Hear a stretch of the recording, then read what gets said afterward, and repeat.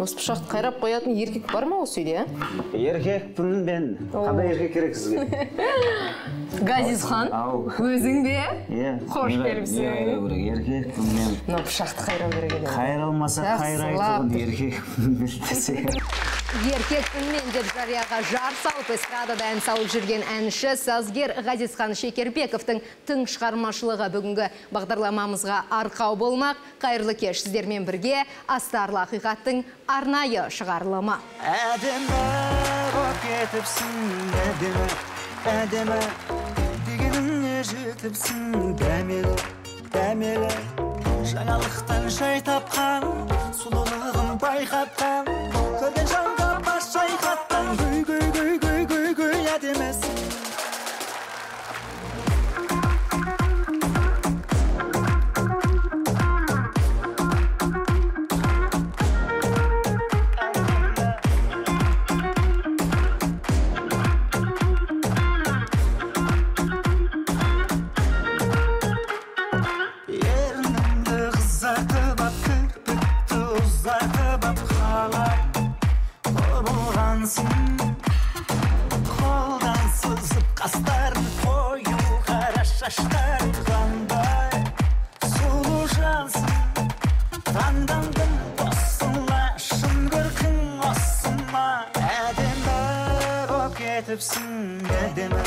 Әдемі дегеніңе жетіпсің, дәмелі жаңалықтан жай тапқан, сұлулығын байқатқан, көрген жанға бас шайқатқан, гүй әдемісің.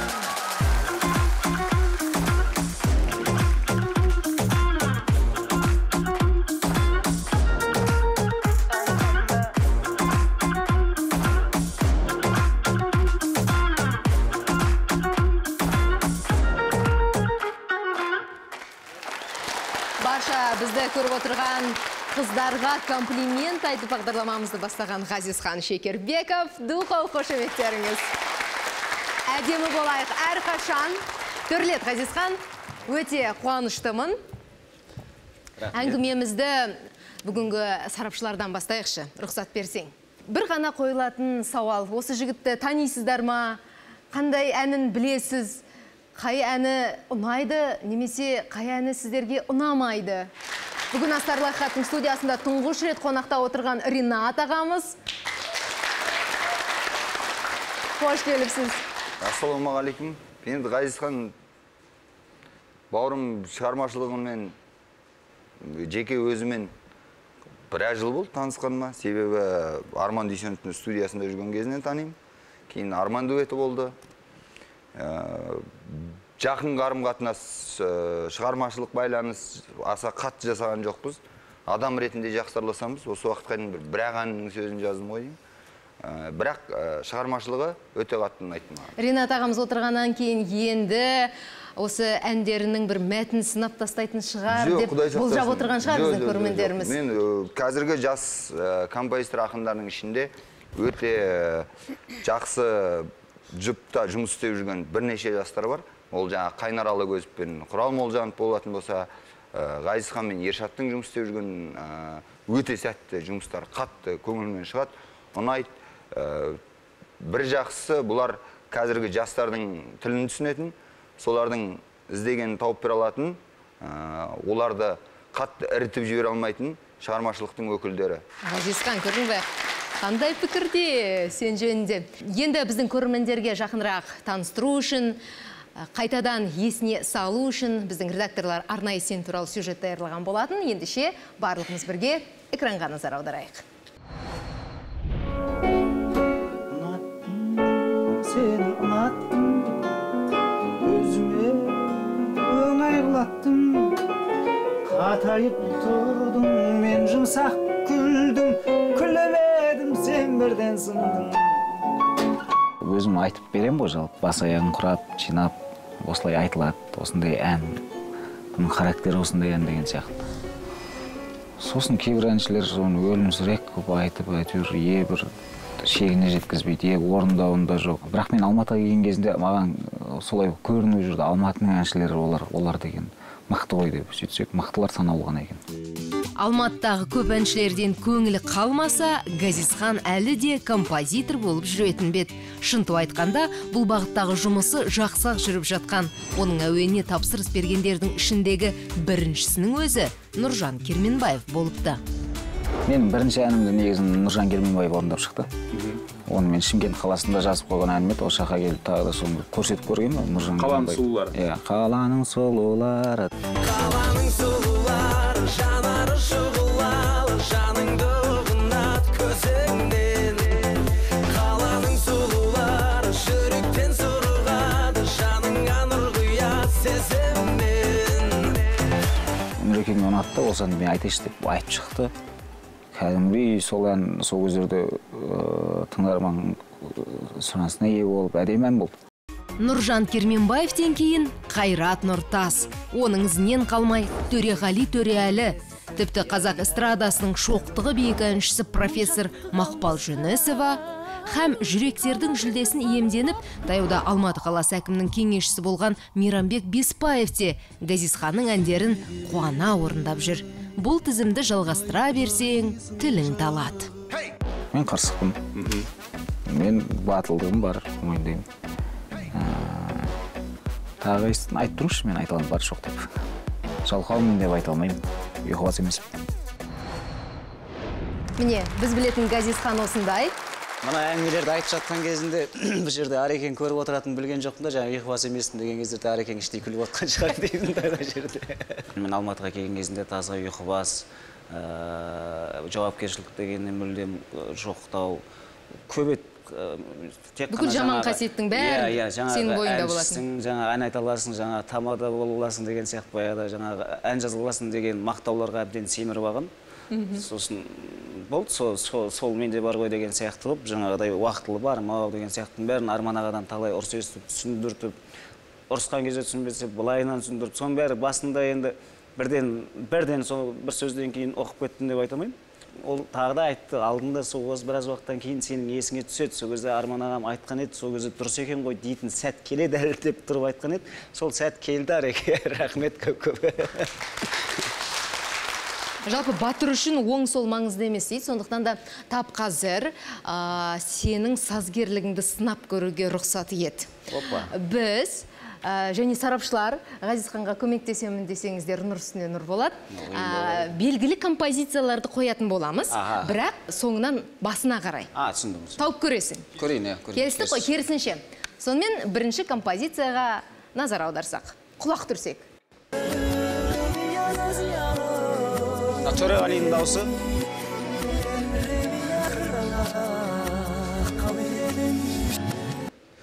Төреғалидің дауысы. Қай ән екен? Апай, мен айтайшы. Төреғали деген негізі дұрыс. Көмек сұраймыз ба, сарапшылардан? Мен айтайшы, апай. Айтсыншы. Бүгін мен апай емеспін, ағайың рұқсат берсе. Ағайың рұқсат бере ме? Айтсын, Бірақ айтқаннан кейін сол әнді әндетіп айтуың керек. Келістік? Түймедей баққа таңырқай бермей. Дәл өзі.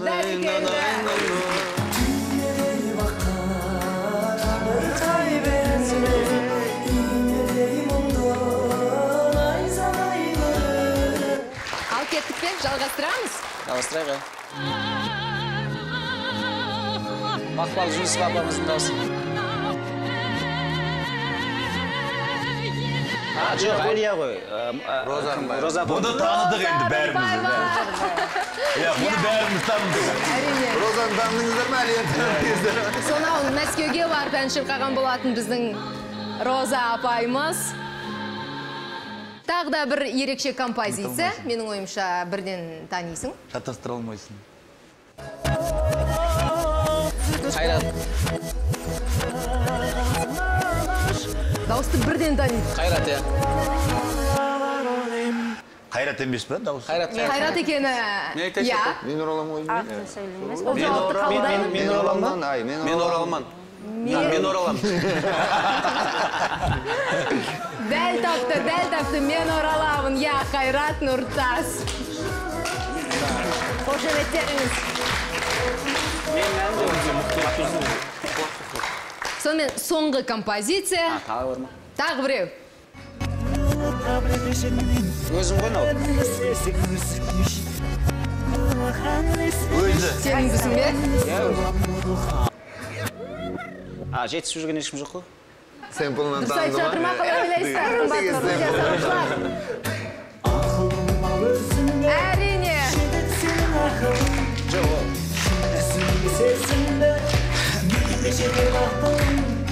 Мен өзімнің өлеңімді қойып берсеңіздер, мен кез келгенін тауып беремін, өйткені ол жерде. Кез келген уақытта. Дауысын алып тастасаңыздар да тауып беремін, өйткені аранжировкалерінен танып қоямын. Аранжировка демекші, бір 7 жылдай студияда қамалып отырғаның туралы естідім. Рас па?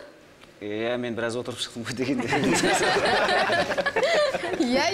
Ботаның наколсын саласың. Сол келдім. Біраз отырдық студияда, иә, ол. Енді босап шықтың ба?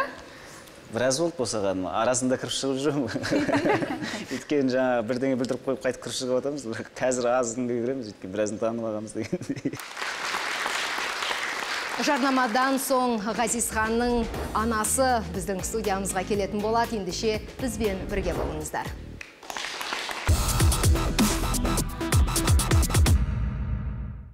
Құлақтан кіріп бойдалар жақсы ән мен тәттікі деп Хәкім Абай жырласа, шәкәрім ән түзелді, тыңдаушым сен де түзел деген. Әннің ырғағы құлаққа жағымды боп, мәтіні мәнсіз болса, бұған кім кінәлі?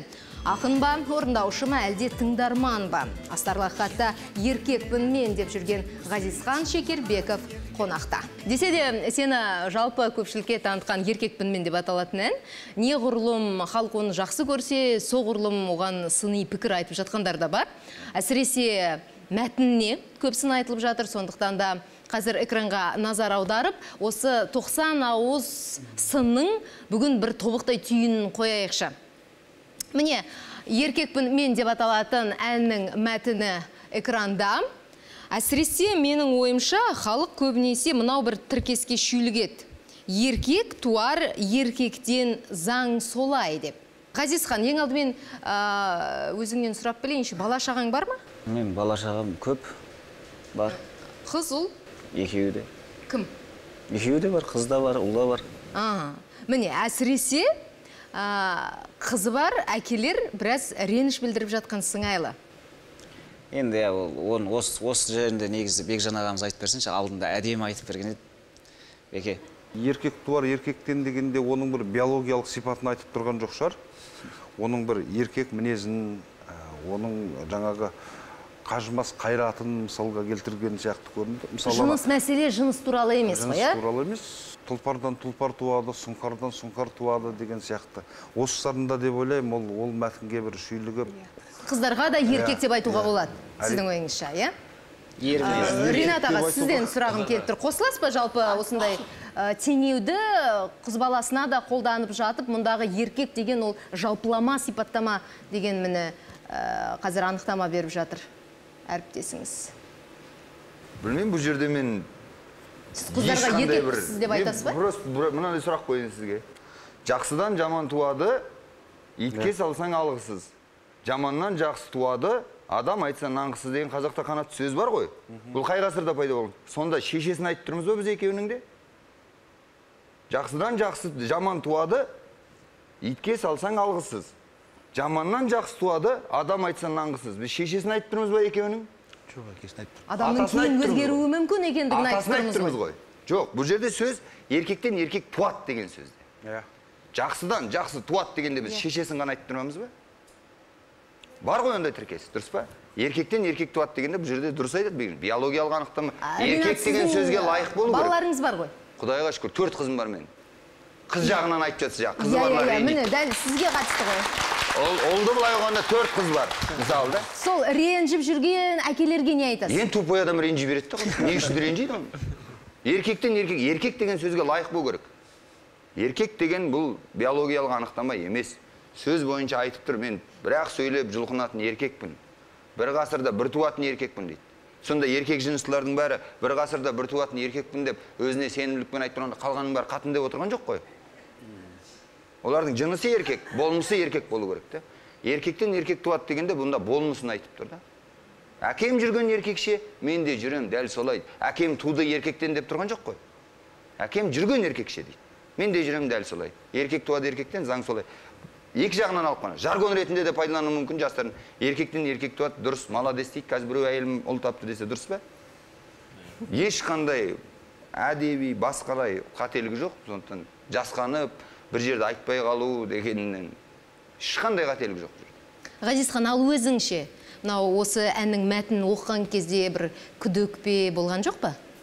Мен еркекпен жаңа бір ғасырда бір туатын деген кезін, жас берген кезінде ақынға айттым, енді бір ғасырда бір туатын деген маған айту ыңғайсыз деген. Осыны өзгертпеші дегенде ақыным тұрып алды, Ершат Қайболдың. Жоқ, ол дұрыс, ол әр еркек өзін солай сезінетіндей болсын, ертең тыңдаған кезінде өзінің сондай жауапкершілігін сезінсін деген сияқты мақсатта сен әшейін орындаушысың ғой, сені білем бір ғасырда бір тумайтын деді. Халықтың үлкен ықыласына бөленгені әбден аян, өйткені интернет желісін қарайтын болсақ, түрлі кавер нұсқалар шығып жатыр, түрлі пародиялар да айтылып жатыр. Сондықтан да біз соларға бір шолу жасайықшы, одан кейін осы тақырыпты жалғастырамыз. Экранға назар аударуларыңызды сұраймын.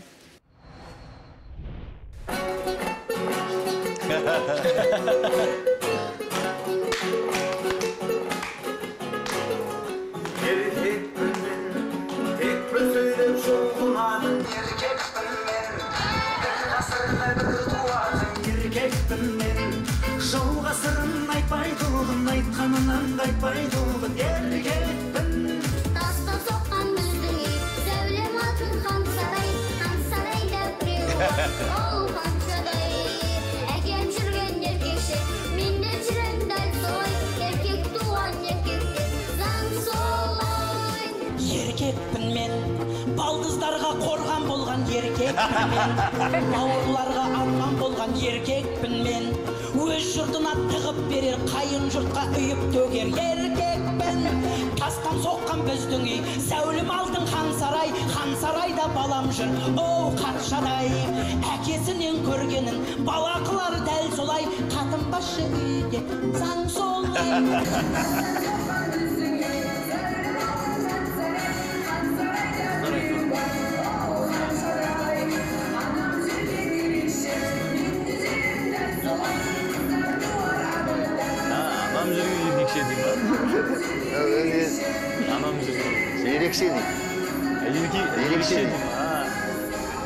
Еркекше деген кір жоқ, ерекше. Ғазизхан, қалай?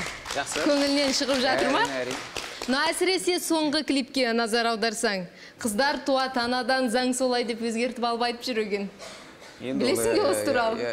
Не дейсің? Біраз әртүрлі өзгертті.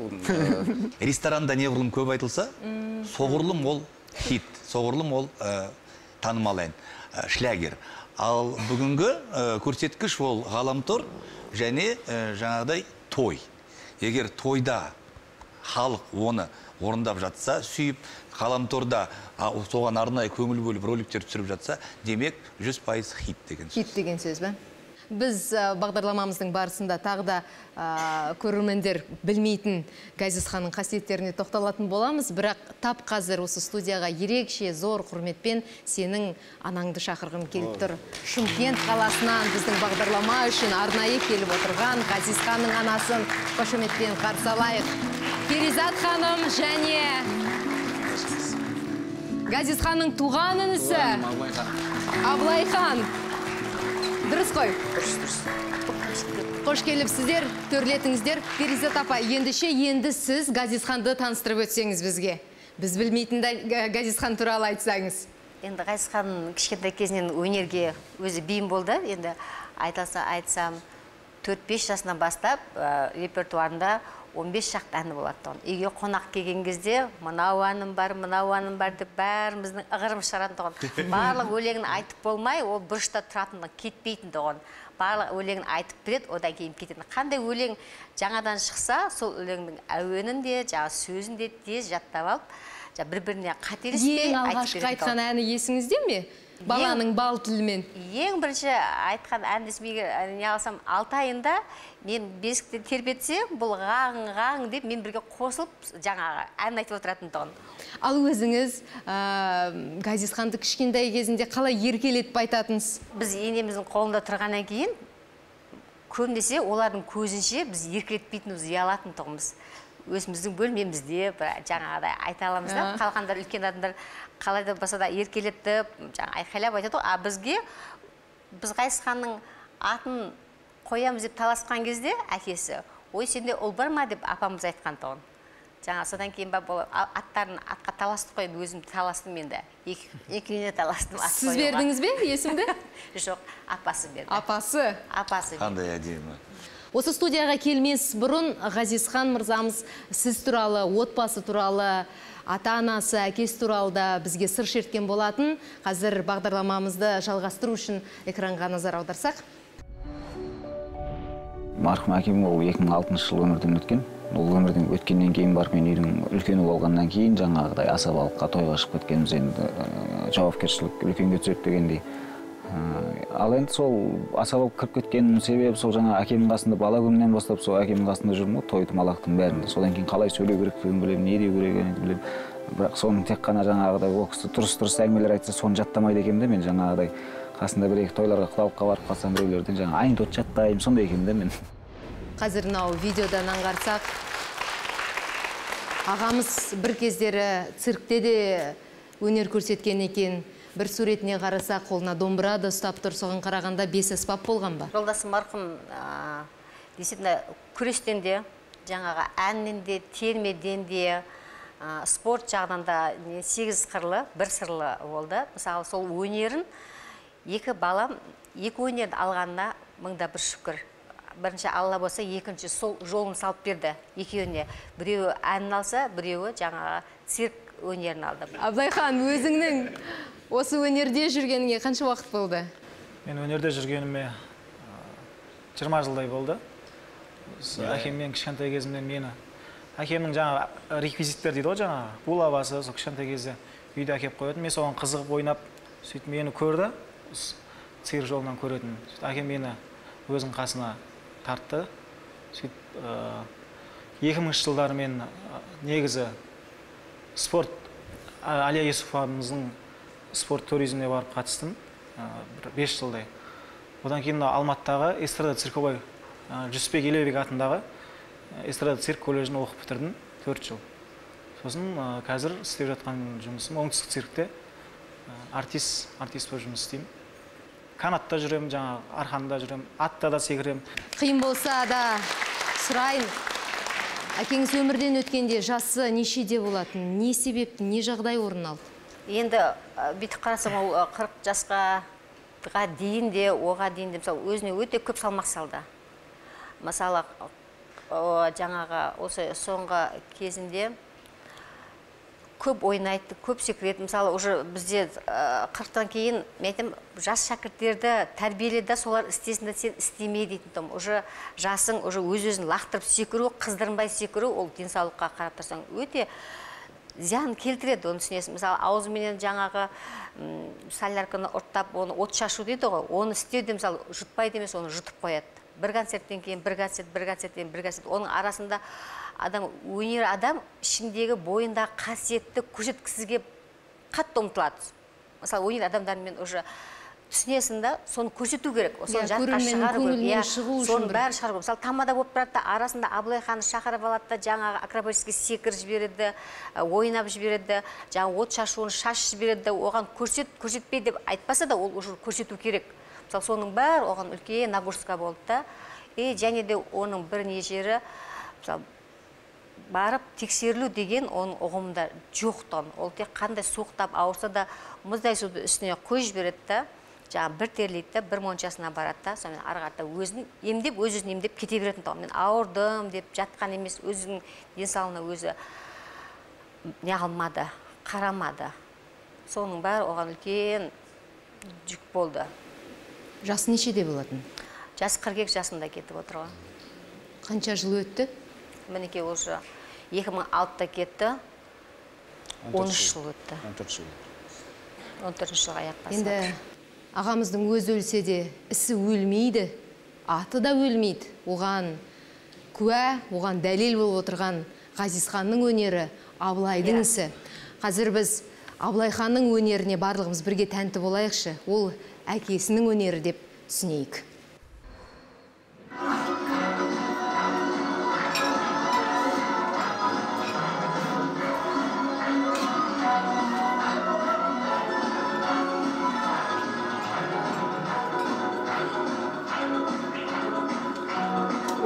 Жаман қинайды.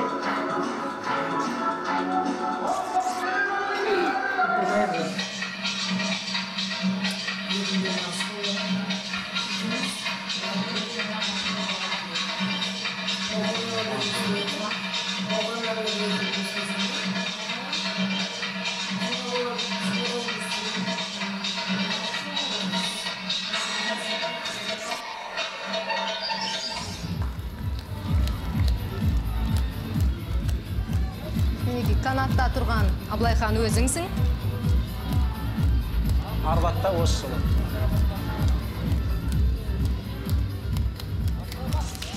Қошемет, студия.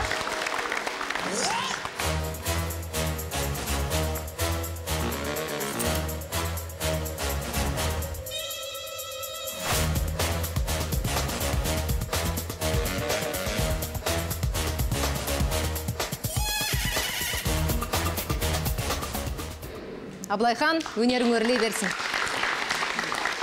Жастайынан әнге, өнерге құмар бала Газизхан кәсіби маманы иесі болуды қалап, оңтүстік саз колледжіне оқуға түскен болатын, алайда оқу ордасы оны уақытынан бұрын шығарып жібереді.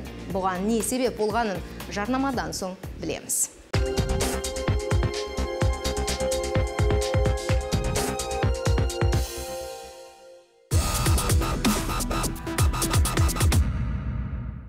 Астарлы ақиқатта Газизхан Шекербеков талай жұлдызға ән жазып, өзі де ән орындап жүрген Газизхан Шекербеков оңтүстік саз колледжіне әлі ренжіп жүрме. Талантты студенті ұстаздары неге оқудан шығарып жіберуге мәжбүр болған? Қазір бұл сұрақтардың жауабын бірге білеміз. Қазір маған айтады, жаңа сіз айттыңыз ғой, очки тағып алып деген сияқты. Осы очки деген нәрсені кейбіреулер жаңа звездалық деп солай көбісі солай түсінеді. Звездалық ауру, мен сенбейді кісі деген сияқты. Вот сол колледж кезінде мен сол звездалығымнан шығып кеттім оқудан. Мен тамада болып жүрдім, екінші курстан бастап, жаңағы әкеміз өмірден өткеннен кейін, мен 2006-тан бастап жаңағы жауапкершілік бізге артылғаннан кейін ақша табу керек, өз-өзің түсініп тұрсың, өз-өзіңді асырау керексің, көмектесе алмасаң да.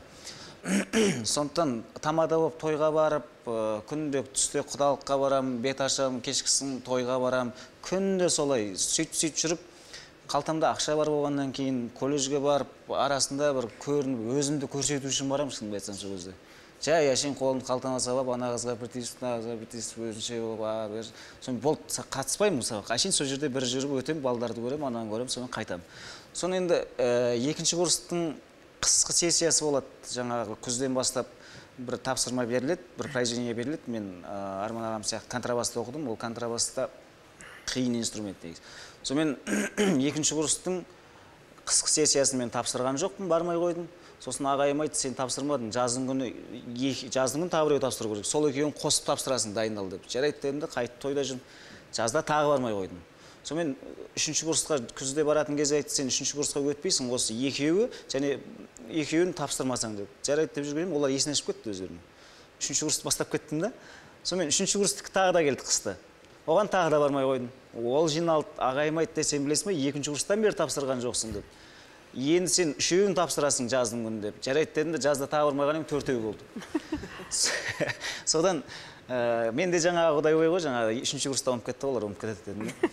Сосын жаңағы тойыма барып, арасында колледжде көрініп қоям, ана апайлармен саламатсыз ба апай деп, солардың көңілін алып қойған ойлап жүрмін ғой, бәрі күшті екен деп. Сонымен төртінші курсқа барып, бір сентябрь басталды, октябрь басталған кездерде ма мені колледжден шығарып жіберді деп естідім. Шынымды айтсам, сол кезде көкіректік шығар, таңғалған жоқ, мүлдем таңғалған жоқ. Өйткені жаңағыдай бастап айтып келеді, шығарып жібереді әйтпесе деген сияқты. Жүрегің селт еткен жоқ қой? Жоқ. Себебі жаңағыдай ертең тойым бар да, маған сол қызық болып тұрды. Аркында тойым бар, маған сол қызық. Сонымен Газизханның айтып отырғаны ақиқат па? Осыны анықтау мақсатында бүгін біздің студиямызға Шымкент қаласынан сенің кураторың қонаққа келіп отыр. Ендеше қарсы ал. Мен бұны білген жоқпын. Жанна Омарова ханым бүгін Астарлы ақиқатқа қонаққа келіп отыр. Саламатсыз. Қош келдіңіз. Мен сіздің келетінізді білген жоқпын. Осы жерде тапсырасың ау. Ал Жанна ханым, қош келіпсіз. Студентіңіз жөнінде не айтасыз? Қалай өзгерген бе? Енді Ғазизханды жалпы интернет арқылы көріп тұрамыз. Бұлай өмірде 2 жылдай болып қалды көрмегеніме. Өзгертті ғой? Өзгерген. Жалпы осы студенттік кезінде бүгінгідей тұлға болады деп ойлаушы ма едіңіз? Енді шын айтсам, біз негізі бұлай студенттермен араласып тұрам ғой. Бұның жаңадан өлеңі шыққан кезде, жаңа емес шығар мүмкін, мен үшін келмей қинадың деген өлең шыққан кезде мен қуанып жаңағыдай хабарласып, осындай керемет өлең шығарыпсың, өзгеріпсің деп сол кезде біраз тілегімді айтып, қуанып, сөйтіп хабарласып тұратын. Бірақ сабаққа келмейтін ғой, Енді студенттердің бұлай қалжыңдап айтатын өлеңдері бар еді. 1-ші курста сабақтардан қалмайды, 2-ші курста бірге-бірді жалғайды, 3-ші курсқа келгенде первактарды жұмсайды, 4-ші курсқа келгенде түске дейін ұйықтайды деп қалжыңдап қоямыз арасында. Соқсап, енді сабақта 1-2 курстай оқып жүрді. Негізі кейбір оқушылар жаңадан келген кезде түйі, қиялшақ болып келсе, біздің Ғазизхан керісінше сөйлеп қалған, сондай қалжыңпаз, әр оқушылар менен тіл тапса білетін сондай студент болатын. Ғазизхан барып әлгі тапсырмаған сынақтарын тапсырса, дипломды бересіздер ме? Әрине, жалғастырса береді ғой. Ал Ғазизхан, не істейміз? Менің бір шетінен мен риза болатыным, мен о жерге 1-2 рет көрдік, 1-2 рет талпынып көрдік. Бірақ болмады, о жерде бір ауыз әңгіме айтты, кімді апарсақ та. Осы танымалдылығым артқан сайын, бір үлкен кісілермен танысқан сайын бір кездерде де ол, осыдан біраз жыл бұрын. Сол кездерде менің әлі де сол кездегі түсінігім, жаңа мына кісі барса аналар диплом істеп береді ғой деген сияқты оймен біраз рет көрдім. Бірақ менің риза болғаным, сол біздің оңтүстік Қазақстанда жаңа саз колледжіміз ешқандай да кім келсе де, басқа келсе де, ол бала келеді да 3-ші курстан бастап заочныйда емес, очныйны оқиды. Кәдімгідей бастапқыдан бастап оқиды, 2 жылын оқиды, сол кезде ғана дипломын алады. Басқа мүлдем вариант жоқ деген кезінде бір шетінен ол кездерде ренжіп жүрдім, осыларға өзінше әйтеуір деп. Қазір мен соларға риза боламын. Расында да дұрыс музыканы шығаратын дұрыс ұстаздар бар, сондай колледж барына. Өйткені музыкада ондай болмаса, енді білмеймін не болатын ол жерде. Иә, рас, батамыз. Шын айтқанда, Жан апай, сіз жалғыз өзіңіз емес, мұнда келген жалпы бүкіл ұжым саз колледжі Ғазизхан сізге дұғай сәлемін жолдап жатыр. Бәрі келді ма деп. Мы, преподаватели струнного отделения музыкального колледжа города Шымкента, поздравляем нашего Ғазизхана с творческим вечером. Мы в курсе всех его успехов, побед, его признаний, любви народа. И поэтому мы гордимся и желаем ему еще больших творческих успехов.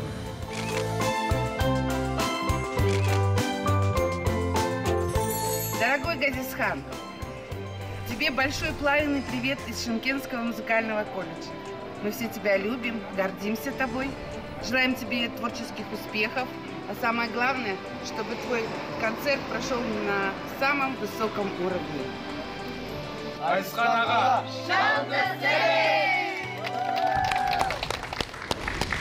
Ғазизхан, қалай? Танып тұрсың ба ұстаздарыңды? Әрине, өте қуаныштымын. Біз қазір студенттік ұстаздарыңмен таныстық, ал енді осы үлкен өмірдегі ұстаздарыңмен жақынырақ таныссақ, экранға назар аударайық. Ұқсаса деп сөзім сенің сөзіңе, ұқсаса деп көзім өткір көзіңе, кім еліктеп өскеніңді білмеймін, мен еліктеп өстім аға өзіңе. Аға сендей бола алмайды басқалар, өзің барда ініңгімнен жасқанар. Сен асылсың аға сенің қасыңда, алтын күміс құнсыз қара тас болар. Мен Арман Дүйсенов келді. Біздің Самат Рыспанбетов деген аранжировщик, композитор бар. Руслан Шынқұлов деген екеуі Байер деген топ болған байда. Сол екеуінің тойы бірінен соң бірі тұрды. 2 күн қатарынан қойды тойларын. Сол 2 күн қатарынан да тойларымен жүргіздім. Арман аға бастап берді Саматтың тойын, ары қарай мен жалғастырдым. Содан Арекең негізінде маған асаба ретінде қызық шақырған мен Алматыға бірінші. Сосын Алматыға келіп, ол кісінің ортасында мен өтпедім, Мен жаңағы тағы Шымкенттің ауыл болып келген бала әлі оң жақ сол жағын дұрыс танымаймын. Маған анекдот айтсаң болды, қызық болып күле береді, оның астары ше, ол адам қалай қабылдайды, ол анекдотқа мына жағынан қарағанда деген нәрсені білмеймін да мен. Ішіп алған, микрофон тамада берсе, мен айтайын дегенім деп көрдіңіз жоғасы. Ол аға сөйлеңіз, ағайындар сөйлеу керек әлеп десе, мен айтайын дегенім, қайтайын деп көрдіңіз. Содан Алматыға келіп көрәз. Әкеткен мұ жаңағыдай әңгімелерден анекдоттардан сосын әрекетін тоқтап қалды. Бұлай болмайды деп. Енді ол кезде балам бір шетінен сосын студиясында аранжировка жаңа Саматтар достарым қасында отырамын, аранжировка жазамын, бүйтем. Сосын әрекең тескен жоқ маған сол студияда жүргеніме. Кейін бір кезде менің әндерімді тыңдай бастады. Әндерім емес, аранжировканы тыңдай бастады. Сосын екеуміз бірге жұмыс жасадық. Солай екеуміздің жаңағыдай ұстаздық, шәкірттік неміз басталып кетті.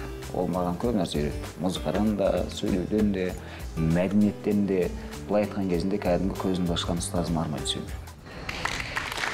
Арман Дүйсенов бүгін Астарлы Ақаттың студиясында. Арман аға, Ғазизханмен алғашқы таныстығыңыз есіңізде ме? Бір жапырақ қана бала той басқарып жүр екен, көрдім. Бірден ұнады, одан кейін мен айттым, сен бастық атырма Алматыға кел дедім. Әлгі қазақта сөз бар ғой, бұлақ көрсең, көзін аш деген. Жалпы ұстаз үшін тәлім үйреткен шәкірттің белгілі бір дәрежеге жетіп, елдің ықыласына бөленгенін көруден асқан қуаныш, бақыт жоқ шығар деп ойлаймын. Астарлы Ақиқатта жарнама. Арман Дүйсенов құрған Арман дуэті неге тарап кетті, топта қандай кикілжің болды. Жарнамадан соң Астарлы Ақиқатта біраз жылдан бері жолықпаған Ғазизхан бір топта әріптес болып ән салған Ботагөзбен кездеседі. Арнамыздан алыстамаңыздар.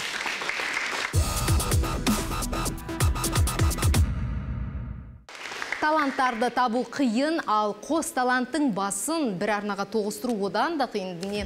Алайда Арман Дүйсенов продюсерлік еткен Арман дуэті аз ғұмырында талай жетістікке жеткен. Астарлы Ақиқатта бұрынғы Арман дуэтінде жасындай жарқыраған Ғазизхан Шекербеков қонақта. Жалғастырайық.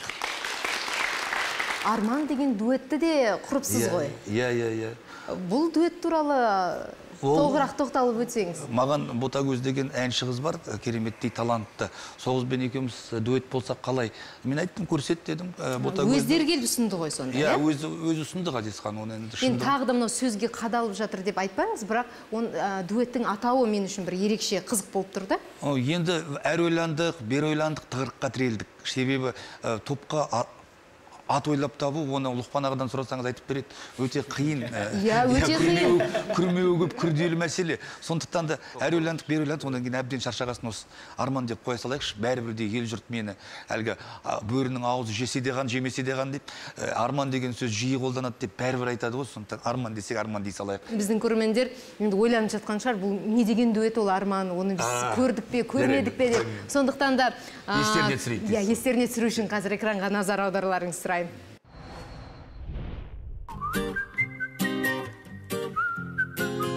Берілмесен мүлде, үндемесең де, шығындалып күлге, күнде келсең де, кездесуге кейде, бір келмесең де, менсіз де, онсыз да өтер уақытың. Я білем қанша таныс болғаным менен, асаудан үйренбейді қолға бірденен. Арыстаным деп айқайлап қайтемін бекер, өзім елім арыстаным дейтін күн жетер. Бірақ үміт бар ойда, сезім бар бойда. Бұл жұмыс жайында сұрақты Ғазизханға қойыңыз. Мен негізі сенсіңді көрсетем деп отырсам, мен нанын тапқан екен, негізінде сенсің деген біздің паспортымыз еді, ол дуэттің. Ағамыздың әні. Бұл аса сәтті шықпаған әндердің бірі болғаны ма? Бұл клипті мен негізі телеарнаға бермейде қойған болады. Негізі өте піспеген жұмыс болып бұл. Осы жұмысты көрсең, аса көңілің толмайды ғой сонда, иә? Әрине толмайды. Сенсің деген әнді қою керек еді, сол кезде менің Арман деген топқа қаншалықты энергия жұмсағанымды көрер едіңіздер. Ғазизхан бәлкім өзің айтып берер алысың сол сенсің деген әніңді? Сенсің деген әнді есіңде ме? Әрине есімде. Ботагөз келсе орындап беретейік. Ендеше кезінде Газизханмен бірге дуэт айтқан Ботагөз Алтынбекованы студиямызға шақырамыз. Ботагөз, сәлеметсің бе? Сәлем. Манағамен амандасқа. Қошемет, ұстазына алғысын білдіріп жатқанның бір белгісі бұл. Газизхан қазір ғана өз сөзінде айтып жатыр.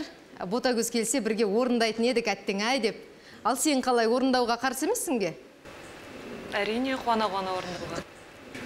Онда неге дуэт тарап кетті? Солай болды енді. Әр нәрсенің өзінің уақытысы болады.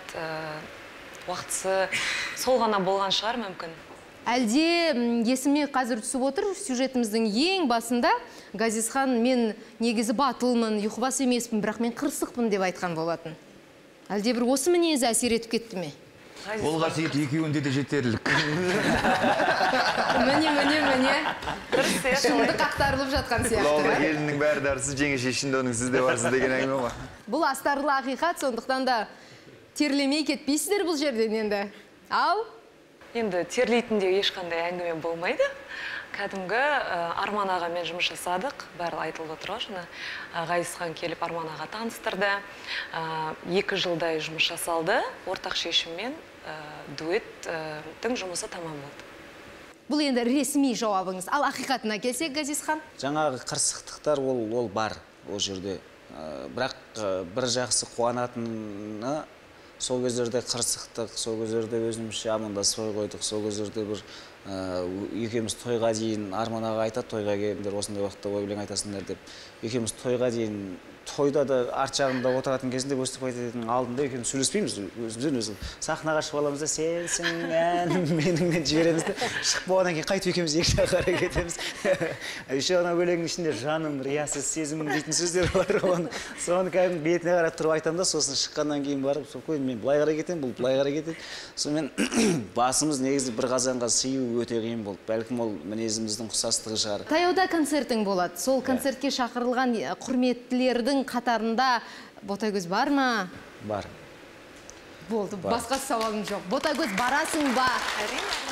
Ал енді көрерменге уәде бергеніміздей, егер Ботагөз келсе, бірге сол бір әнді еске аламыз дедіңіздер, ендеше еске алып тағы да бір орындап көрсе? Мархабат дейсіз ғой. Иә. Мархабат. Қалай орындайық? Жанды дауыспен. Ой, жанды дауыста орындаймын. Көзіне қарап тұрып ана. Бір-бірлеріңізге жақын отырсаңыздар болады. Жалғайды бір нәзік сезім бізді арбайды, көз жазық кезімізді махаббат байлады көзімізді сол мәңгілік. Жаным-ау, қол жетпес ағармансың, әнім-ау, шырқауға жаралғансың, бағым-ау, қадалған жанар қалсын сол.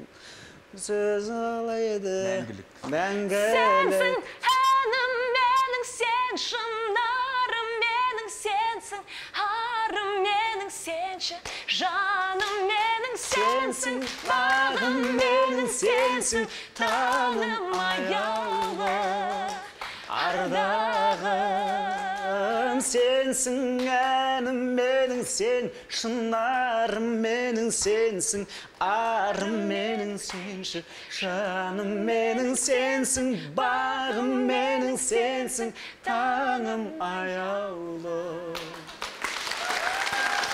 Көп рахмет. Бұл енді репетиция болып деп білейік. Нағыз әдемі әнді біз барлығымыз бірге концертте 25-не бірге тамашалайық. Газизхан да ерді, ел сынайды, елдің сынына құлақ асып әнші өзін өзі жинайды. Бұл әнші мен тыңдарман арасындағы үздіксіз жалғасатын көпір іспетті құбылыс.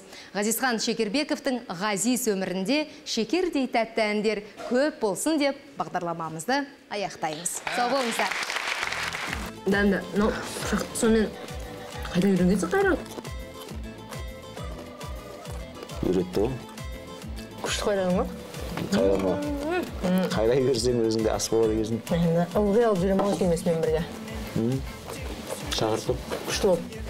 Еркек. Еркексің сен.